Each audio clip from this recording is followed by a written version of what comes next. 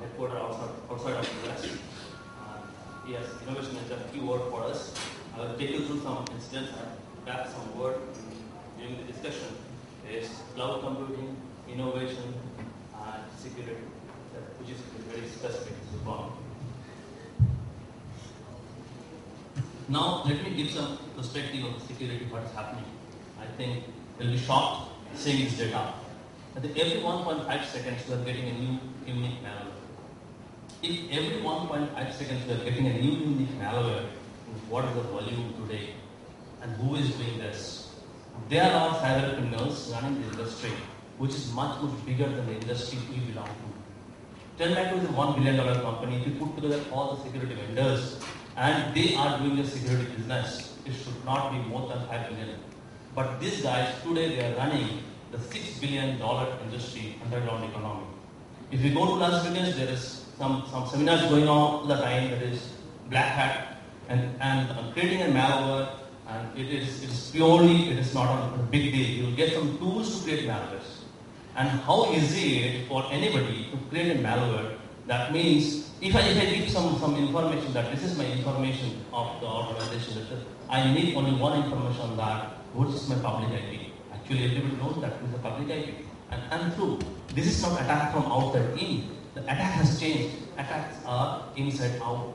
People are taking all these cyber criminals, hackers, they are taking some ways and means to some social engineering to just give you some information. Hey, I need to enter into your infrastructure in your NPC using different practices. Now, at the end of the day, you will initiate this call to go to the cyber attack, the command and control center, who is actually driving this.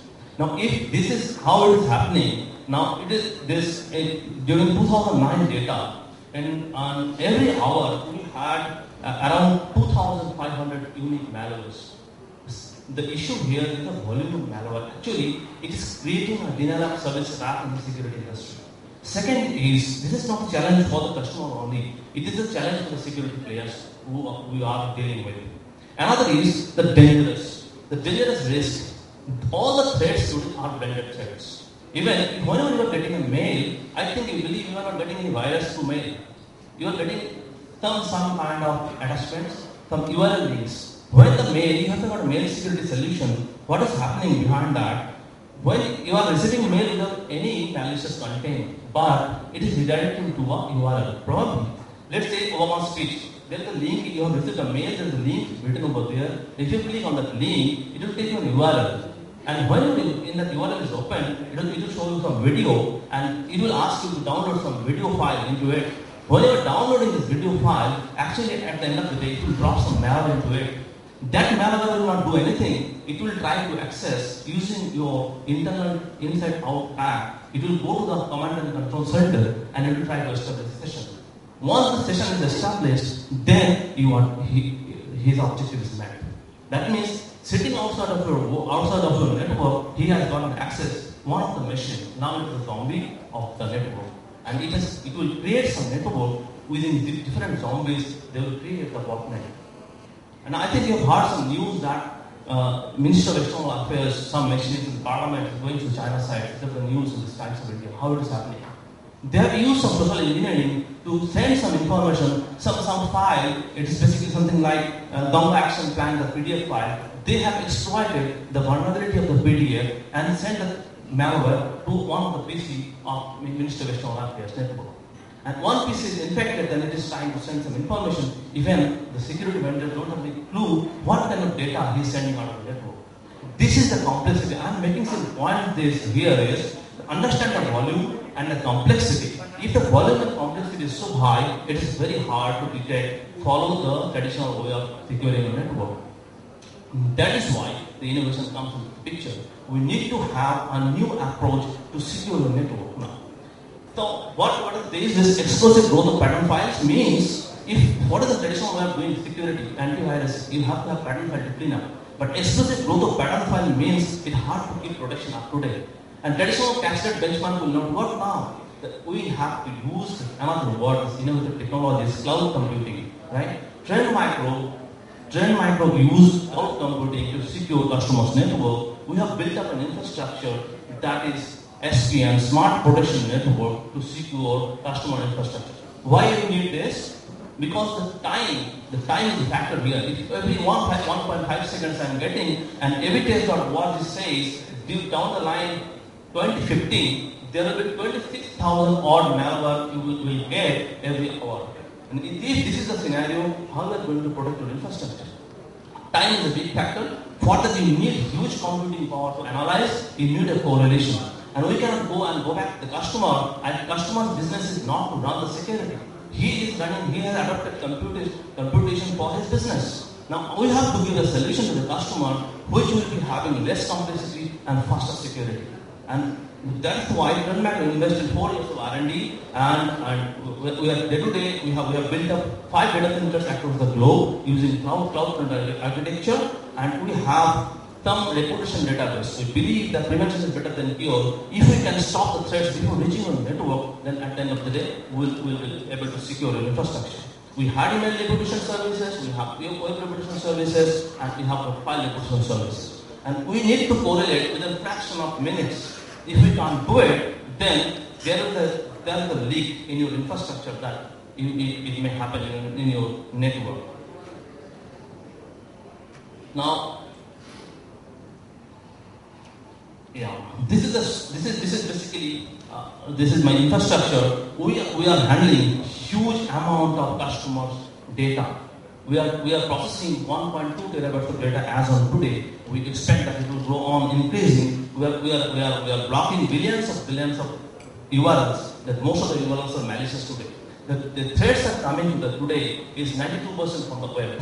That means most of the websites are malicious and they are financially motivated. What they want your credit card information. They want your banking information. That's how they are not interested in other data. What they will do with the business data? They want to make some money. Basically, what they are doing, if you go to the Google to search for free antivirus, what they will do? They will give you, okay, you have got antivirus installed in your machine, okay, if you download this free antivirus, they will detect 10 virus out of it. Out of 10 virus, it will detect 8 virus, and for the next 2 virus, it will ask you to pay something. How much you have to pay? You have to pay $1.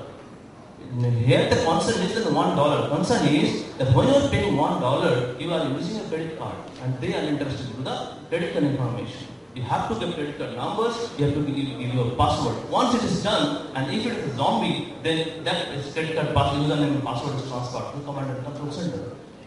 Their objective is met here. Though we have adopted this smart protection network, and we have told that to the industry that traditional way of doing this security is not going to work, and we have adopted this cloud architecture for that, and using the technology Trend Micro stands today, the number one, the real-time protection. All this NSS labs, they have tested real-time, and we are the number one quarter on quarter since 2009. Now, if this is a scenario, we need to have layered security approach and total security. The endpoint security, we have Trend Micro, we are providing this endpoint security, we have data center security. And I think my other speakers are talking about virtualization. Virtualization is there, it is required, but we have never thought about how we are going to secure the virtual world. Securing virtual data centers is a critical aspect. The threats are there in the physical world, same threats are there in the virtual world. If you are going for virtual and other challenges is there, that whenever it is the virtual world, you have to have virtual security, because if you have let's say VMware, it has a functionality of vMotion. You can create a VM sprawl. Within a single click of mouse, you can replicate your servers. If you have got a vulnerable machine in your data center, it can be replicated in a single click of mouse. How are we going to address that? We need to have data center security in the physical way and the virtual way. Now we have web security. We have web security, we have messaging security, and we have solution and services. We understand that, see, the today's dynamic scenario in the security, we have to have day-to-day audit services. So once in a year, the audit will not going to work. Therefore, we have got audit services, day-to-day audit will install one solution in the customer network. It will give day-to-day audit what is going on. Is there any IRC bot activities is going on or not? We are there everywhere in the gateway. We have got solution. Except this firewall and IPS, we are catering all this. We have got services and hosted services for email security. We have gateway security. We have got mail gateway security. We have got web gateway security. We have protecting servers. Even people are talking about storage. We are securing storage also. If there is an infection in the storage, how are we going to protect that? Now, this is the threat management services and network security overwatch. This is again an innovation in the industry. It doesn't talk about vulnerability. It talks about threats. We have got data center security. I've got two slides. In the data center security, what we are doing, we have got this functionality that physical servers and virtual servers need different solutions. Physical servers, we need to have deep packet inspection. We have to go to the core of the server, be it virtual, be it physical. We need deep packet inspection. We need firewall. We need integrity monitoring, log inspection. Even for the virtual world, you need to have anti-malware solution. But for antivirus solution, if you are a virtual server, if you are running 10 VMs and you are installing antivirus agents in 10 VMs, at the end of the day, when you are running a scan, it will degrade the performance of the computer. How are we going to address that? We are giving a solution that you install only one agent in the ESX level, in the hypervisor level, and all your virtual machines you are creating, you are secure into that.